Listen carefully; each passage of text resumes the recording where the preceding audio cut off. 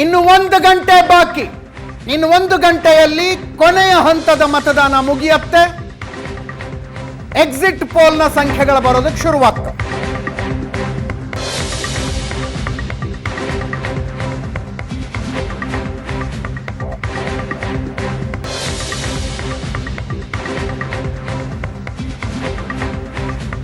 BJP ಎಷ್ಟು, ಕಾಂಗ್ರೆಸ್ ಎಷ್ಟು, NDA ಎಷ್ಟು, INDA ಎಷ್ಟು?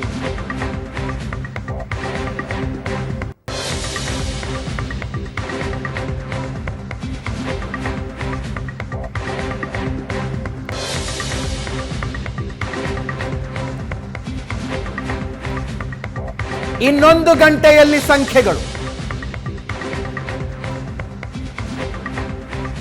5 ಗಂಟೆ 2 ನಿಮಿಷ ಆಗ್ತಾ ಇದೆ. 6 ಗಂಟೆಗೆ 57 ಕ್ಷೇತ್ರಗಳಲ್ಲಿ ಕೊನೆಯ ಹಂತದ ಮತದಾನ ಮುಗಿಯುತ್ತೆ.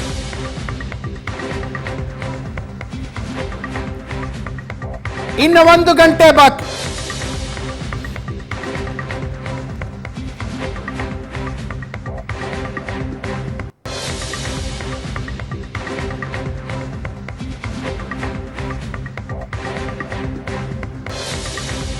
ಎಸ್, ಬ್ರೇಕ್ಗಿಂತ ಮುಂಚೆ ತಮಾಷೆಗೆ ಹೇಳ್ತೇನೆ, 2:1 ಇದೆ ವರ್ಡಿಕ್ಟ್. ಇದು ಶಂಕರ್ ಶೆಟ್ಟರ್ ಹೇಳ್ತಾರೆ, BJP ಕಳೆದ ಸಲಕ್ಕಿಂತ ಕಡಿಮೆ ಆಗುವ ಲಕ್ಷಣಗಳು ಕಾಣಿಸ್ತಾ ಇಲ್ಲ ಅಂತ. ಹೆಚ್ಚು ಕಡಿಮೆ ಅದೇ ಥರ ಸಂಖ್ಯೆಗಳು ಬರುತ್ತೆ ಅಂತ.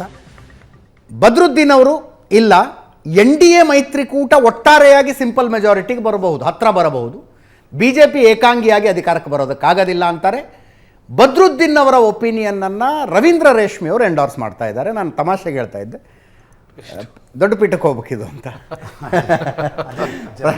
ಎಸ್, ನಾನು ಪ್ರಶಾಂತ್ ನಾಥು ಚುನಾವಣೆಯ ಉದ್ದಕ್ಕೂ ನಂಬರ್ಗಳನ್ನು ಪ್ರಿಡಿಕ್ಟ್ ಮಾಡೋದ್ರಿಂದ ಅವಾಯ್ಡ್ ಮಾಡಿದ್ದೀವಿ, ಬಿಕಾಸ್ ಫಸ್ಟ್ ಹ್ಯಾಂಡ್ ಡೇಟಾ ಇರೋದಿಲ್ಲ ಅಂತ. ಎಸ್ ಪ್ರಶಾಂತ್. ಅದೇ ನೋಡಿ, ಜರ್ನಲಿಸಮ್ನಲ್ಲಿ ಕಾನ್ಸ್ಟಿಟ್ಯೂಷನ್ ಬೆಂಚ್ ಅಂತ ಇರಲ್ಲ, ಎಲ್ಲವೂ ಸಿಂಗಲ್ ಮೆಂಬರ್ ಬೆಂಚ್ ಇರ್ತಾರೆ. ಕಾನ್ಸ್ಟಿಟ್ಯೂಷನ್ ಬೆಂಚ್ ಇಸ್ ಜನ, ಪೀಪಲ್. ಅವ್ರು ಏನು ತೀರ್ಪು ನೀಡ್ತಾರೆ ಅಂತಕ್ಕಂಥದ್ದನ್ನು ಊಹಿಸೋದು ನಮ್ಮ ಕೆಲಸ. ಅಷ್ಟೇ. ಕೆಲವೊಂದು sometimes go wrong, sometimes go right, that's different issue. 2-3 ಅಂಶಗಳು ನನಗೆ ಅನ್ಸುತ್ತೆ. ಈಗ ರವೀಂದ್ರ ರೇಷ್ಮೆ ಹೇಳ್ತಾ ಇದ್ರು, ಇಲ್ಲ ನರೇಂದ್ರ ಮೋದಿ ಸಬ್ಕಾ ಸಾಥ್ ಸಬ್ಕಾ ವಿಶ್ವಾಸ್, ಈ ಬಾರಿ ಅವರು ಎಕ್ದಮ್ ಮುಸ್ಲಿಂ ವಿಷಯ. ನೀವು 2002ರಿಂದ ನರೇಂದ್ರ ಮೋದಿ ನೇತೃತ್ವದಲ್ಲಿ ನಡೆದ ಪ್ರತಿಯೊಂದು ಚುನಾವಣೆಗಳನ್ನು ಟ್ರಾಜೆಕ್ಟರಿಯನ್ನು ತೆಗೆದುಕೊಂಡು ಬನ್ನಿ. ಓಕೆ, 2007ನಲ್ಲಿ ಮಿಯಾ ಮುಷರಫ್ ಯಾಕೆ ಬಂದರು ಗುಜರಾತ್ನಲ್ಲಿ?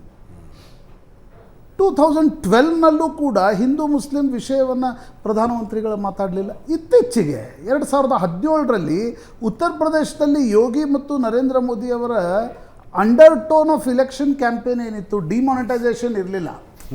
ನಾವು ಡಿಮಾನಿಟೈಸೇಷನ್ ಬಗ್ಗೆ ಮಾತನಾಡಿದ್ವಿ. ಅಂಡರ್ ಟೋನ್ ಏನಿತ್ತು, ಮುಸಲ್ಮಾನರಿಗೆ ಸ್ಮಶಾನಕ್ಕೆ ಜಾಗ ಸಿಗುತ್ತೆ, ನಮ್ಗೆ ಯಾಕೆ ಸಿಗಲ್ಲ ಅಂತಕ್ಕಂಥದ್ದು ಪ್ರಧಾನಮಂತ್ರಿ ಮತ್ತು ಯೋಗಿ ಆದಿತ್ಯನಾಥ್ ಅವರ ಅಂಡರ್ ಟೋನ್ ಇತ್ತು. 19ರಲ್ಲೂ ನ್ಯಾಷನಲ್ ಸೆಕ್ಯೂರಿಟಿ ಯಾರ ವಿರುದ್ಧ? Pakistan was the epicentre of the whole election. ಹೀಗಾಗಿ ನನಗನ್ಸುತ್ತೆ 24ರಲ್ಲಿ ಅವ್ರು ತರೋಲ್ಲ ಅಂತಕ್ಕಂಥದ್ದನ್ನು ನಾವು ನಿರೀಕ್ಷೆ ಮಾಡೋದೇ ನರೇಂದ್ರ ಮೋದಿಯವರ ಟ್ರಾಜೆಕ್ಟರಿಯನ್ನು ನೋಡಿದಾಗ. Phenomenon of Modi is including Hindutva and development. ಈ 2 ವಿಷಯಗಳನ್ನು ಅವ್ರು ತರ್ತಾನೆ ಇರ್ತಾರೆ. ಈ 2 ವಿಷಯಗಳನ್ನು ಅವ್ರು ಪ್ರತಿ ಚುನಾವಣಾ ಪ್ರಚಾರದಲ್ಲಿ ತಂದಿದ್ದಾರೆ. ನಂಬರ್ 1, ಈ ಬಾರಿ ತಂದರು ಅಂತಕ್ಕಂಥದ್ದು ನನಗೇನು ಆಶ್ಚರ್ಯ ಹುಟ್ಟಿಸಿಲ್ಲ. ಓಕೆ. 2ನೇ ಸಂಗತಿ, ಈಗ ಶಂಕರ್ ಶೆಟ್ಟರ್ದು ಸರಿನೋ ಬದ್ರುದ್ದೀನ್ ಅವ್ರದ್ದು ಸರಿನೋ ಅಂತಕ್ಕಂಥದ್ದು 2 ಫ್ಯಾಕ್ಟರ್ಗಳ ಮೇಲೆ ಅವಲಂಬಿತ ಆಗಿದೆ ಅಂತ ನನಗನ್ಸುತ್ತೆ. ಒಂದು, ಈಗ ಬದ್ರುದ್ದೀನ್ ಏನು ಹೇಳ್ತಾ ಇದ್ದಾರೆ, NDA ಬಹುಮತಕ್ಕೆ ಬರ್ಬೋದು, BJP will fall short of majority. I am not going two numbers. ಆದರೆ ನೀವು ಕೆಮಿಸ್ಟ್ರಿಯನ್ನೇ ತೆಗೆದುಕೊಂಡ್ರೆ, ನಾವು ಚುನಾವಣೆಯಲ್ಲಿ ಕೆಮಿಸ್ಟ್ರಿ ತಗೋತೀವಿ, ಹೌದು, ಕೆಮಿಸ್ಟ್ರಿಯನ್ನೇ ತೆಗೆದುಕೊಂಡ್ರೆ BJPಯ ಜನಪ್ರಿಯತೆ ಇಳಿಕೆ ಆಗಿದೆ ಅಂತಕ್ಕಂಥದ್ದು ಸ್ವಲ್ಪ ಬೀದಿಗಳಲ್ಲಿ ಓಡಾಡಿದರೆ ಯಾರಿಗೂ ಕೂಡ ಅರ್ಥ ಆಗುತ್ತೆ. ಬಟ್ ಮ್ಯಾಥಮೆಟಿಕ್ಸನ್ನು ನೀವು ತೆಗೆದುಕೊಂಡ್ರೆ ಉತ್ತರ ಪ್ರದೇಶದಲ್ಲಿ ಅಲ್ಲಿಗೆ ಉಳಿಯುತ್ತೆ, ಬಿಹಾರದಲ್ಲಿ JDU ಇಸ್ ಲೂಸಿಂಗ್, ಮಹಾರಾಷ್ಟ್ರದಲ್ಲಿ NDA is losing, alliance are losing heavily in Maharashtra. ಕರ್ನಾಟಕದಲ್ಲಿ ಎಲ್ಲರಿಗೂ ಗೊತ್ತು, 25 ಬಂದಿದ್ದು 25 ಬರೋಲ್ಲ, ಎಷ್ಟು 5 ಕಡಿಮೆ ಆಗುತ್ತೋ 10 ಕಡಿಮೆ ಆಗುತ್ತೋ, ಇನ್ನೂ ಗ್ಯಾರಂಟಿಗಳ ಬಗ್ಗೆ ನಿನ್ನೆ ರಾತ್ರಿಯವರೆಗೆ ದೊಡ್ಡ ದೊಡ್ಡ ಪತ್ರಕರ್ತರಿಗೆ ಮತ್ತು ಎರಡೂ ಪಕ್ಷಗಳ ರಾಜಕಾರಣಿಗಳಿಗೆ ಹೌ ಗ್ಯಾರಂಟಿ ವರ್ಕ್ಸ್ ಅಂತಕ್ಕಂಥದ್ದು ಅರ್ಥ ಆಗ್ತಾ ಇಲ್ಲ. Because new phenomenon, nothing wrong in it. ಮೂರನೇ ಸಂಗತಿ ನನಗನ್ನಿಸ್ತಾ ಇರತಕ್ಕಂಥದ್ದು, ಈ ಕರ್ನಾಟಕದಲ್ಲಿ ಕಡಿಮೆ ಆಗುತ್ತೆ, ರಾಜಸ್ಥಾನದಲ್ಲಿ 2-4 ಕಡಿಮೆ ಆಗುತ್ತೆ ಅಂತಕ್ಕಂಥದ್ದನ್ನು ಸಟ್ಟಾ ಬಜಾರ್ಗಳೇ ಪದೇ ಪದೇ ಹೇಳ್ತಾ ಇದ್ವು. ಅಲ್ಲಿನ ಗ್ರೌಂಡ್ ರಿಪೋರ್ಟ್ ಕೂಡ ಅದನ್ನು ಹೇಳ್ತಾ ಇದೆ. ಬಟ್ ಮ್ಯಾಥಮೆಟಿಕ್ಸ್ ಏನು ಹೇಳುತ್ತೆ, ಒಂದು ಪೀಕಿಗೆ ಹೋಗಿದ್ದ ಪಕ್ಷ ಕಡಿಮೆ ಆಗ್ತಾ ಇದೆ, ಎಷ್ಟು ಕಡಿಮೆ ಆಗ್ತಾ ಇದೆ ಅಂತಕ್ಕಂಥದ್ದು ಅಂದಾಜು ಸಿಗ್ತಾ ಇಲ್ಲ. ಒಂದು. ಎರಡನೇದು, ಬಿಹಾರ್, ಮಹಾರಾಷ್ಟ್ರ, ರಾಜಸ್ಥಾನ್, ಕರ್ನಾಟಕ, ಹರಿಯಾಣ ಈ 5 ರಾಜ್ಯಗಳನ್ನು ನಾವು ನೋಡಬೇಕಾಗತ್ತೆ ಎಷ್ಟು ಕಡಿಮೆ ಆಗುತ್ತೆ ಅಂತಕ್ಕಂಥದ್ದು. ಅದನ್ನು ತೆಲಂಗಾಣ, ಆಂಧ್ರ ಪ್ರದೇಶ್, ಒಡಿಸ್ಸಾ, ಪಶ್ಚಿಮ ಬಂಗಾಳ ಅಲ್ಲಿ B J P is A novelty factor ಇದೆ. ಬಿ ಜೆ ಪಿಯಲ್ಲಿ ಅಧಿಕಾರದಲ್ಲೇ ಇಲ್ಲ. ತೆಲಂಗಾಣದಲ್ಲಿ ಹೀಗಾಗಿ ಸೀಟ್ಗಳ ಸಂಖ್ಯೆ ಜಾಸ್ತಿ ಆಗ್ಬೋದು ಅಂತಕ್ಕಂಥದ್ದನ್ನು ಒಪಿನಿಯನ್ ಪೋಲ್ಗಳು ಹೇಳ್ತಾ ಇದ್ವು. ಎಕ್ಸಿಟ್ ಪೋಲ್ ಅದನ್ನೇ ಹೇಳುತ್ತಾ. ಆಂಧ್ರದಲ್ಲಿ ಚಂದ್ರಬಾಬು ಅಧಿಕಾರಕ್ಕೆ ಬಂದರೆ ನ್ಯಾಚುರಲಿ NDA ಅಲಯನ್ಸ್ಗೆ ಲೋಕಸಭೆಯಲ್ಲಿ ಒಂದು ಸೀಟ್ಗಳು ಜಾಸ್ತಿ ಆಗ್ಬೋದು. ಒಡಿಸ್ಸಾ, ನವೀನ್ ಪಟ್ನಾಯಕ್ಗೆ ವಿಧಾನಸಭೆಯಲ್ಲಿ ಓಟ್ ಹಾಕ್ಲಿಕ್ಕೆ ಜನಕ್ಕೆ ಇಷ್ಟ ಇದೆ, ಲೋಕಸಭೆಯಲ್ಲಿ BJP is a favourite choice ಅಂತಕ್ಕಂಥದ್ದನ್ನು ಹೇಳ್ತಾ ಇದ್ದಾರೆ. ವೆಸ್ಟ್ ಬೆಂಗಾಲ್ನಲ್ಲಿ ಕೂಡ ಬೇರೆ ಬೇರೆ ಮಮತಾ ಬ್ಯಾನರ್ಜಿ, ಮಮತಾ ದೀದಿಯ ಅನೇಕ ತಪ್ಪುಗಳಿಂದಾಗಿ BJPಗೆ ಒಂದು ಇನ್ರೋಡ್ ಸಿಗ್ತಾ ಇದೆ. That is also because of the Hindutva. ಬಿಟ್ಟರೆ ಹಿಂದುತ್ವ ಮತ್ತು ಮೋದಿ ಬಿಟ್ಟರೆ ಪಶ್ಚಿಮ ಬಂಗಾಳದಲ್ಲಿ ವರ್ಟಿಕಲ್ ಮೊಬಿಲಿಟಿ ಸಿಗುವ ಕಾರಣಗಳೇ ಇಲ್ಲ. ಹಾಗಾಗಿ ನನಗನ್ಸುತ್ತೆ ಎರಡೂ ಫ್ಯಾಕ್ಟರ್ಗಳನ್ನು ನೀವು ಸಂಖ್ಯೆಯನ್ನು ಹೇಗೆ ಬದಲಿಸ್ತೀರಿ ಅಂತಕ್ಕಂಥದ್ದು ನೀವು ಬಿಟ್ಟಿದ್ದು. ಬಟ್ ಒಂದು ಅರ್ಥ ಆಗ್ತಾ ಇದೆ, ನರೇಂದ್ರ ಮೋದಿ ನೋಡಿ, ಒಂದು ಚುನಾವಣೆ ಈಗ ಬರೀ ಮೋದಿ ಹೆಸರು ಮೇಲೆ ನಡೆಯುತ್ತಾ, ಬರೀ ಸಿದ್ದರಾಮಯ್ಯ ಹೆಸರು ಮೇಲೆ ನಡೆಯುತ್ತಾ? ನಡೆಯಲ್ಲ. ಮೋದಿನೂ ಬೇಕು, ಲೋಕಲ್ ಫ್ಯಾಕ್ಟರ್ಸ್ಗಳು ಬೇಕು, ಅಭ್ಯರ್ಥಿಗಳು ಬೇಕು. 14-19ರಲ್ಲಿ ಏನಾಗ್ತಿತ್ತು ಅಜಿತ್, ಮೋದಿ ಮೋದಿ ಮೋದಿ ಅನ್ನೋದಷ್ಟೇ ವೋಟ್ ಹಾಕುವಾಗ ಪ್ರಿಫರೆನ್ಸ್ ಆಗಿತ್ತು. ಈಗ ಹಾಗಲ್ಲ.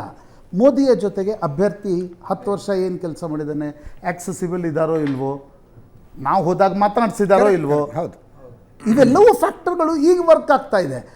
ಈಗ ಮಹಾರಾಷ್ಟ್ರದಲ್ಲಿ ನಾನು ಮುಂಬೈಯಲ್ಲಿ ಕೇಳಿದೆ, ಅರೆ ಗುಜರಾತಿ ಎಲ್ಲ ಬಿಸ್ನೆಸ್ ಮ್ಯಾನ್ಗಳು ನಮ್ಮ ಬಿಸ್ನೆಸ್ಸನ್ನು ತೆಗೆದುಕೊಂಡು ಹೋಗ್ತಿದ್ದಾರೆ ಅನ್ನೋದೇ ಮುಂಬೈಯ ದೊಡ್ಡ ಟಾಕಿಂಗ್ ಪಾಯಿಂಟ್. ಅದಕ್ಕೆ ಉದ್ಧವ್ ಠಾಕ್ರೆ ರ್ಯಾಲಿಗೆ ಜನ ಸೇರ್ತಾ ಇದ್ದಾರೆ.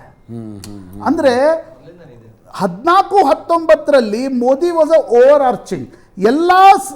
ಯಾವುದೇ ನೀವು ಟಾಪಿಕ್ ತೆಗೆದುಕೊಳ್ಳಿ, ಮೋದಿ ಅಂದ ತಕ್ಷಣ ಅದು ಗೌಣ ಆಗ್ತಿತ್ತು. ಕರೆಕ್ಟ್. ಈ ಬಾರಿ ಅದು ಗೌಣ ಆದಂಗೆ ಕಾಣ್ತಾ ಇಲ್ಲ. ಅದರ ಲಾಸ್ ಎಷ್ಟು, ಉಳಿದ ಕಡೆ ಅದರ ಫಾಯ್ದಾ ಎಷ್ಟು ಅನ್ನೋದು ನಂಬರ್ಸ್ ಡಿಸೈಡ್ ಮಾಡೋದು. ಅಗೇನ್ ನಾನು ನೀವು 2 ತಿಂಗಳ ಹಿಂದೆ ಹೇಳ್ಕೊಂಡಂತೆ ನಾವು ಯಾಕಂದರೆ ಪತ್ರಕರ್ತರ ಕೆಲಸ, ನನ್ನ ಬಿಲೀವ್ ಇದೆ, ಪತ್ರಕರ್ತರ ಕೆಲಸ ನಂಬರ್ಸ್ಗಳನ್ನು ಹೇಳೋದಲ್ಲ. Because we can tell factors. Numbers, mathematical projection is psephologist work.